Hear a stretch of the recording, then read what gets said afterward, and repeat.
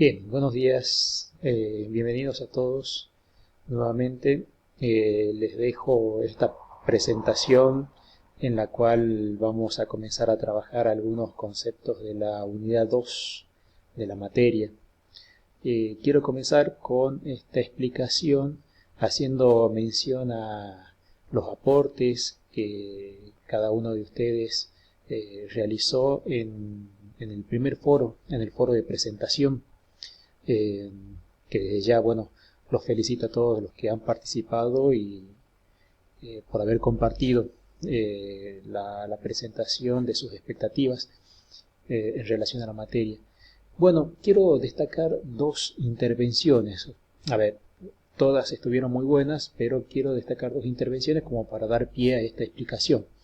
La primera intervención es de, Leila Orellana, quien, bueno, hace referencia a que le gustaría poder llegar a entender perfectamente o completamente a qué se refiere o a qué nos referimos con que la infancia es una construcción social. Ella deja esa inquietud y me pareció muy atinada, muy vinculada con nuestro trabajo, con nuestra materia, ¿sí? Que se entiende por infancia como construcción social. Es una frase que vamos a escuchar mucho y vamos a emplear mucho a lo largo de esta materia, ya que no solamente nos vamos a referir a la infancia como construcción social, sino también a la niñez como construcción social, a la adolescencia como construcción social, a la adultez como construcción social. Es decir, esta frase que puede sonar como una frase hecha o como una frase repetitiva, la vamos a escuchar permanentemente y va a ser materia de debate, va a ser materia de análisis en relación a la bibliografía que yo les propuse para la lectura, ¿sí? Esa es la primera inquietud. Y la segunda inquietud que quiero tomar es la que plantea Cristian Neri, quien con muy buen criterio también plantea entre sus expectativas llegar a determinar si es que existe un patrón de conducta, un patrón de comportamiento que uno pudiera aplicar para guiarse en cuanto al trato o a la relación que podría uno establecer con sus alumnos. En efecto, ¿sí? Ustedes vienen escuchando a lo largo de otras materias o de otras carreras, si es que hicieron otras carreras, o bien en función de lo que pudimos hablar o lo poco que pudimos hablar en la clase presencial, en la primera clase presencial que hemos tenido, hice mención o se hace mención a que cada persona es única e irrepetible y cada alumno es una subjetividad diferente de la otra, ¿no es cierto? Es decir, cada uno va constituyendo su subjetividad de una manera muy particular, muy personal, que responde a su historia de vida, que responde a sus expectativas, que responde a sus capacidades, a su pensamiento, a sus actitudes, es decir, es algo muy individual, ¿no es cierto? Y bueno, ante esa expectativa uno puede llegar a pensar, bueno, pero si todos los alumnos son distintos y son diferentes y son únicos y irrepetibles, ¿cómo puedo yo establecer algún tipo de, como docente digo yo, algún tipo de intervención que unifique de alguna manera la práctica, ¿no es cierto? Y que de alguna manera le dé algún tipo de uniformidad a la intervención de nuestra práctica o de nuestro rol como docente, porque si tuviéramos que atender a cada una de las particularidades, de repente no podríamos cumplir con los criterios que se establecen en cuanto a los avances de las materias o las planificaciones de la materia. Entonces, bueno, le quiero decir a Cristian que así como efectivamente uno debe considerar que los alumnos son únicos e irrepetibles, hay algunos parámetros para tener en cuenta en relación a tipos de comportamientos, de conductas que son, si se quiere, no sé si generalizables, pero que sí son bastante comunes, bastante frecuentes e incluso hasta esperables para determinada edad. De hecho, en esta unidad, en la unidad 2, que nosotros vamos a abordar la infancia y la niñez, vamos a ver desde el enfoque de la psicología evolutiva algunos ítems, algunos puntos vitales que se van ocurriendo a lo largo del recorrido vital de cualquier persona, del desarrollo de cualquier persona, y que de alguna manera marcan la pauta de conductas esperables o comportamientos esperables en determinada edad, ¿no es cierto? A ver, para citar un ejemplo, desde lo que tiene que ver con el desarrollo, la psicología del desarrollo, se espera como algo habitual o entre comillas, ¿sí? Eso también lo vamos a ver mucho, el entrecomillado, ¿sí? El entre comillas, el normal, ¿sí? Se establece, por ejemplo, que a determinada edad,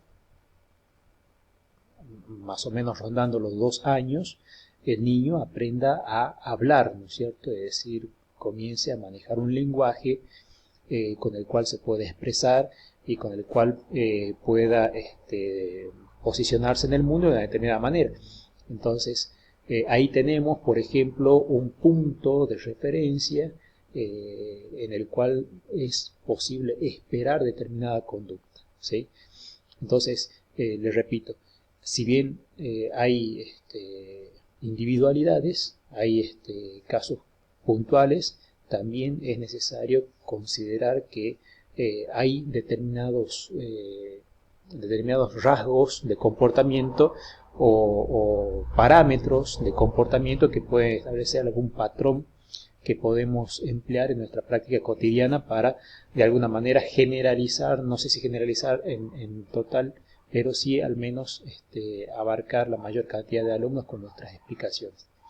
Bien, vamos entonces a desarrollar la primera diapositiva de esta unidad. Bueno, acá tenemos, ¿sí? Como ustedes pueden ver ahí,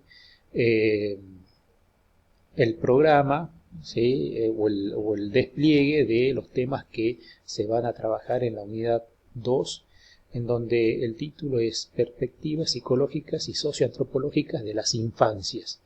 Acá en esta unidad vamos a abordar la infancia, las infancias, ese es el término, ¿sí? Porque vamos a trabajar en plural en este sentido, porque no hay una sola infancia, sino que hay diferentes modos de ver o de transitar la infancia.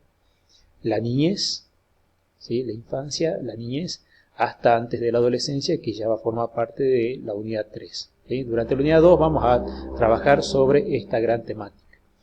Bien, ustedes tienen ahí el detalle de los temas.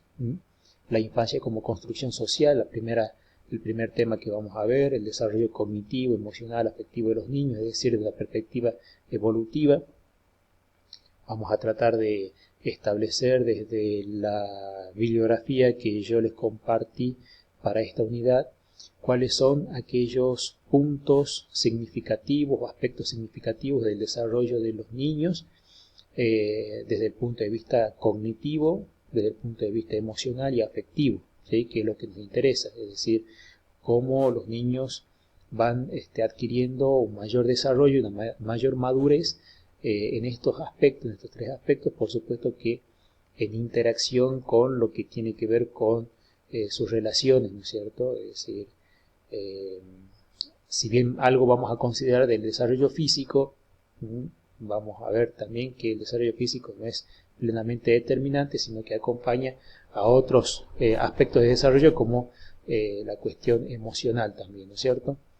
Si bien vamos a desarrollar a través de la psicología evolutiva cuáles son esos parámetros esperables de desarrollo, también vamos a tener en cuenta que hay determinadas transformaciones a lo largo de la historia en relación a cómo se considera la niñez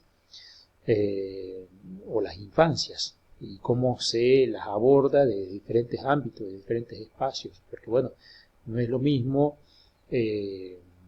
la niñez o la infancia de nuestra época actual que la que se daba hace 20 años atrás, 30 años atrás o en siglos anteriores, ¿no es cierto? Es decir, a lo largo de la historia el posicionamiento o la consideración acerca de la infancia ha ido cambiando notablemente y bueno, hoy en día estamos en un escenario totalmente distinto que tiene características muy particulares. La infancia, bueno, está atravesada por diferentes discursos. La infancia, la niñez está atravesada por diferentes discursos en donde prevalecen los discursos que tienen que ver con la historia familiar, con las relaciones sociales, con el discurso tan subjetivador de nuestra época, que es el discurso mediático o el discurso del mercado también, por qué no decirlo. ¿Sí? Hay diferentes abordajes o puntos de vista que van de alguna manera configurando las subjetividades dentro de la infancia y la niñez. Me olvidaba también de decir que el discurso del derecho también constituye hoy en día un modelo subjetivador de las infancias. ¿Sí? Bien. Bueno, acá vemos ¿sí? algunas imágenes en relación a las consideraciones de las infancias en diferentes épocas, ¿no es cierto? Es decir, desde la época de los griegos en adelante, cómo se ha ido considerando a los niños o no, en definitiva, es decir, cuál ha sido el tratamiento que se le dieron a los niños a lo largo de la historia. Vale decir que no es el mismo que en efecto hoy en día tiene, ¿no es cierto? Fíjense ahí, acá tienen algunas imágenes de la primera época que tenemos registro de la historia, es decir, de la época de los griegos, de los romanos.